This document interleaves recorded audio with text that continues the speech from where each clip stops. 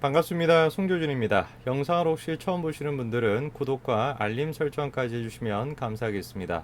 원래 영상을 보시던 분들은 영상을 끝까지 시청해주시면 고맙겠습니다. 일전에 제가 라임 사태와 옵티머스 사태를 설명하는 영상을 찍은 적이 있습니다. 두 가지 사태는 굉장히 유사성들이 많은 그런 사태들인데요.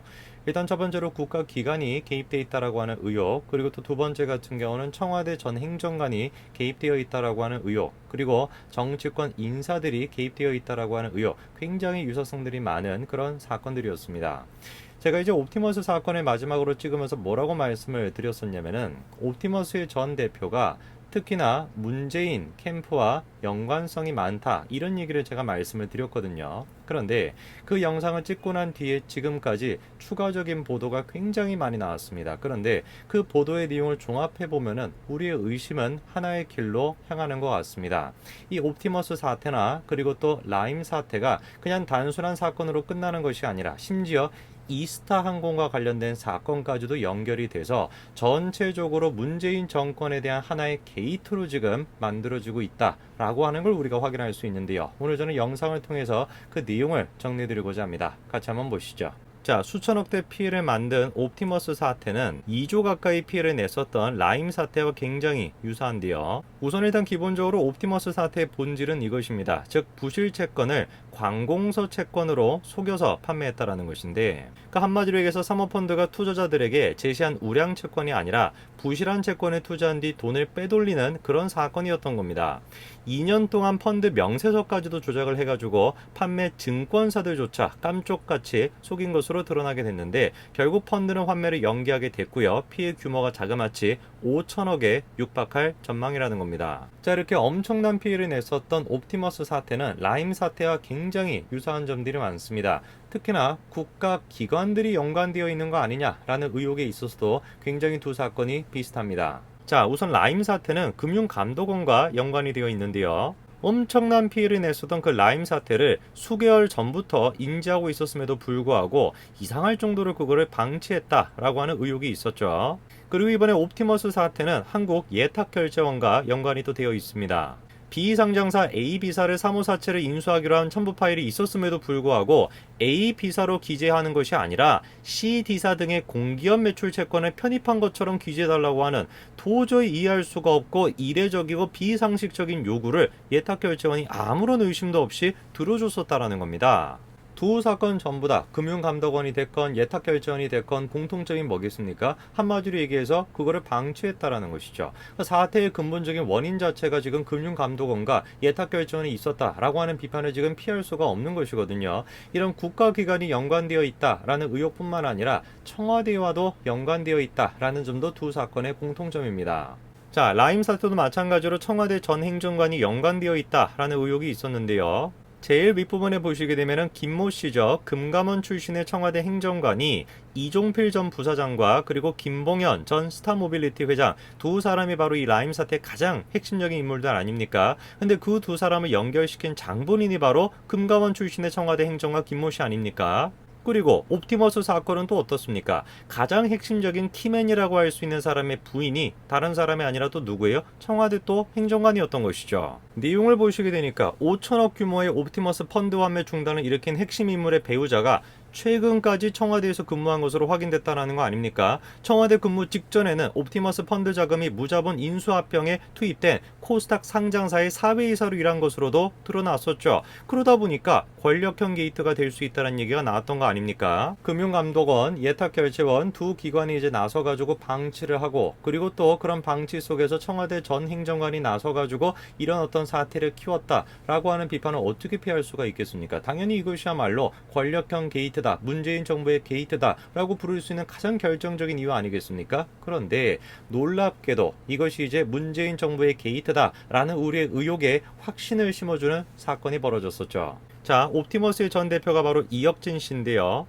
이 사람이 다른 사람이 아니라 문재인 캠프 출신이었습니다. 그런데 수사 중에 출국을 했다라고 하는 말도 안 되는 일이 벌어졌었다라는 것인데, 내용을 보시게 되니까 이 전 대표가 수사를 받던 중인 2018년 3월 갑자기 해외로 출국해서 현재까지 입국하지 않은 상태라는 것입니다. 이해할 수가 없죠. 여권에 인맥이 있는 이 전 대표가 해외 출국이 가능했던 배경에 대해서 철저한 규명이 필요하다는 얘기가 나왔죠.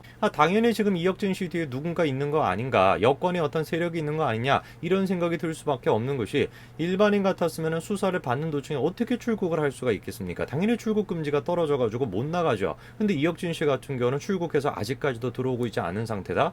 당연히 그 뒤에 누군가 있는 거 아니냐 의심해 볼 수밖에 없죠. 그런데 웬걸, 알고 봤더니만 이혁진 씨가 다른 사람이 아니라 임종석과도 또 친분이 있다라는 겁니다. 저것만 가지고는 우리가 확신을 가질 수가 없는데, 이후에 나온 보도의 내용을 보면은 이혁진 씨는 단순한 사람이 아니다라는 걸 우리가 얘기할 수 있을 것 같습니다. 이 사람의 주변에는 굉장히 지금 정치권에서 핵심적인 인물이라고 여겨지는 사람들이 포진해 있었는데, 문재인 대통령과 귓속말을 하고 조국과는 팔짱을 끼고 난리가 났습니다.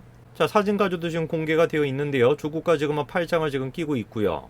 자, 그리고 김어준 씨랑 마찬가지로 또 친분이 있나 봅니다. 그러다 보니까 지금 성일종 의원이 지적하는 것처럼 해외 도피 당시에 임 전 실장과 밀접한 관계였다라는 거 아닙니까? 국민들은 이 사건의 뒷배를 의심하지 않을 수가 없는 상황이라는 것이죠. 누군가 사진을 찍었다, 팔짱을 꼈다, 이런 것만 가지고 우리가 얘기할 수 있냐, 이렇게 비판하실 수도 있는데요.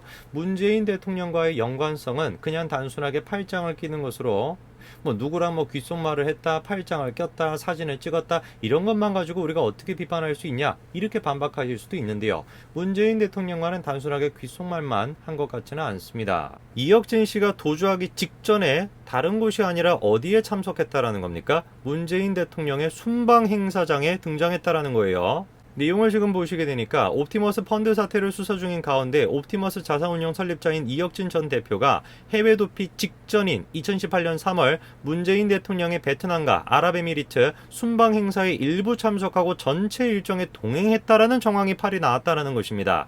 놀랍게도 이 당시에 이 전 대표는 어땠습니까? 검찰 수사 대상이었다라는 것이죠. 그 상황이 이렇다 보니까 우리가 단순하게 귓속말을 했다, 사진을 찍었다, 팔짱을 꼈다, 이것만 가지고 비판하는 게 아니라는 걸 충분히 아실 수 있을 것 같습니다.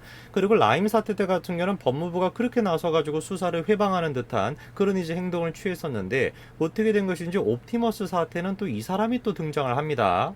대표적인 추장관 라인이라고 할 수 있는 이성윤 지검장이 또 이상한 행동을 합니다. 내용을 지금 보시게 되니까 이성윤 지검장이 옵티머스 사건을 조사부에 배당을 했다라는 것인데, 이게 지금 이해가 안 된다라는 것이죠. 한 법조인이 다음과 같이 지적합니다. 여권 연루 의혹이 제기된 중요 경제 범죄 사건을 반부패 수사부가 아니라 고소 사건을 담당하는 조사부에 맡겼다? 이해하기가 어렵다라는 것이죠.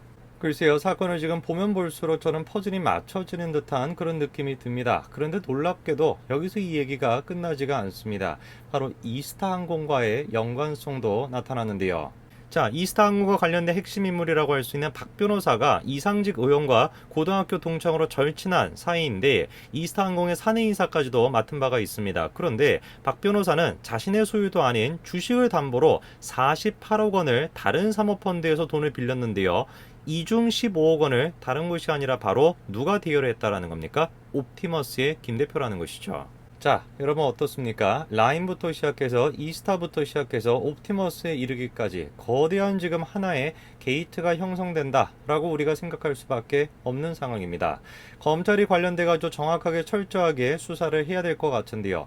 추 장관과 지금 또 최강욱 대표 사이에 그 문건 유출도 지금 논란이 되고 있는 와중인데, 이 지금 문재인 정권이 지금 몰락하는 시발점이, 글쎄요, 여러분 어떻습니까? 라임 사태부터 시작해서 이스타항공, 그리고 지금 옵티머스 사태까지, 이거는 누가 보든지 간에 정치적인 목적 이런 거를 떠나가지고 누가 보든지 간에 거대한 게이트가 될 수밖에 없는 상황 아니겠습니까? 문재인 정권의 말미에 이런 일들이 지금 쏟아지고 있는 상황인데요. 지금 추 장관과 최강욱 대표 둘 사이에 지금 그 문서 유출도 논란이 굉장히 심한 상태 아닙니까? 과연 이 정권의 끝이 어떻게 될지 굉장히 기대가 됩니다. 오늘까지 말씀드리겠습니다. 감사합니다.